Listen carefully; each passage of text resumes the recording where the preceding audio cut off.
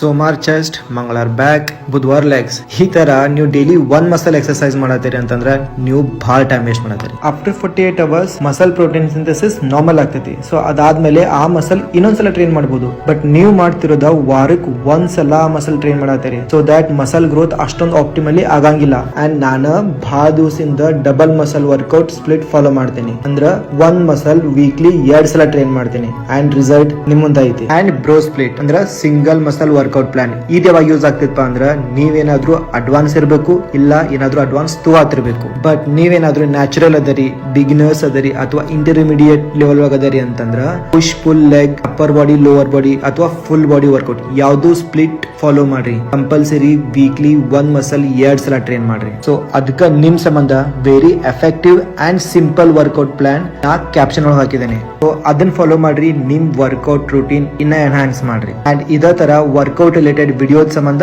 ಪಕ್ಕಾ ಫಾಲೋ ಮಾಡ್ರಿ.